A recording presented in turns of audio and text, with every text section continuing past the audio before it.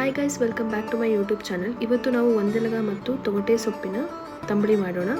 First ಇದಕ್ಕೆ ಒಂದೆಲಗ, ತೊಗಟೆ ಸೊಪ್ಪು, ಪೇರ್ಲೆ ಚಿಗುರು, ಮಲ್ಲಿಗೆ ಚಿಗುರು, ದಾಳಿಂಬೆ ಚಿಗುರು ಮತ್ತು ಬೇರೆ 2 ಗಿಡದ ಚಿಗುರನ್ನ ಇಟ್ಕೊಂಡಿದ್ದೇನೆ.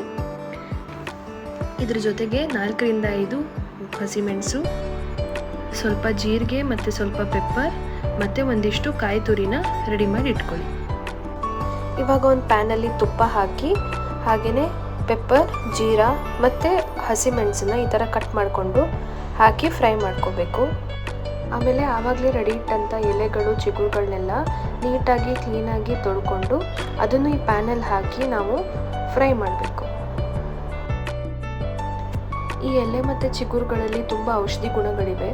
ಸೊ ಮಳೆಗಾಲದ ಸ್ಟಾರ್ಟಿಂಗಲ್ಲಿ ಯಾವಾಗಲೂ ಇದನ್ನು ಮಾಡಿಕೊಂಡು ಒಂದ್ಸಲ ತಿನ್ನಬೇಕು. ಇದು ಹೆಲ್ತಿಗೆ ತುಂಬ ಒಳ್ಳೆಯದು. ಇದರಲ್ಲಿ ಇವಾಗ ಸ್ವಲ್ಪ ನೀರು ಆ್ಯಡ್ ಮಾಡಿಕೊಂಡು ಇದನ್ನು ಕರೆಕ್ಟಾಗಿ ಬೇಯಿಸಬೇಕು. ಇದರಲ್ಲಿ ಏನಾದರೂ ಹಸಿ ವಾಸನೆ ಇದ್ದರೆ ಅದೆಲ್ಲ ಹೋಗುತ್ತೆ. ಸೊ ಕರೆಕ್ಟಾಗಿ ಬೇಯಿಸಿದ್ರೆ ಯಾವುದೇ ರೀತಿ ಹಸಿ ವಾಸನೆ ಬರಲ್ಲ.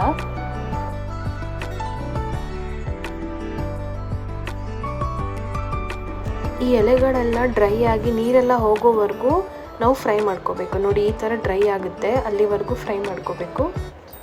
ಇವಾಗ ಇದರಲ್ಲಿ ಕಾಯಿ ತುರಿನ ಆ್ಯಡ್ ಮಾಡಿಕೊಂಡು ಇನ್ನೊಂದು ಸ್ವಲ್ಪ ಹೊತ್ತು ಫ್ರೈ ಮಾಡ್ಕೋಬೇಕು.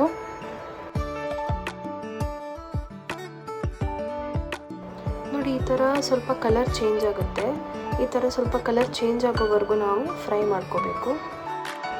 ಆಮೇಲೆ ಇದನ್ನು ಬೇರೆ ಪಾತ್ರೆಗೆ ಹಾಕಿ ಸ್ವಲ್ಪ ಕೂಲ್ ಡೌನ್ ಆಗೋಕ್ಕೆ ವೆಯ್ಟ್ ಮಾಡಬೇಕು. ಕೂಲ್ ಡೌನ್ ಆದಮೇಲೆ ಇದನ್ನು ಮಿಕ್ಸಿಲಿ ಹಾಕ್ಕೊಂಡು ರುಬ್ಕೋಬೋದು.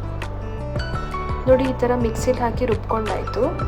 ಮಿಕ್ಸಿಲಿ ರುಬ್ಕೋಬೇಕಾದ್ರೆ ನಾನು ರುಚಿಗೆ ತಕ್ಕಷ್ಟು ಉಪ್ಪನ್ನು ಹಾಕ್ಕೊಂಡೆ. ಇವಾಗ ಇದಕ್ಕೆ 2 ರಿಂದ 3 ಚಮಚ ನಾವು ಮೊಸರನ್ನ ಆ್ಯಡ್ ಮಾಡಿ ಮಿಕ್ಸ್ ಮಾಡಿದ್ರೆ ನಮ್ಮದು ತಂಬಳಿ ರೆಡಿ ಆಗುತ್ತೆ.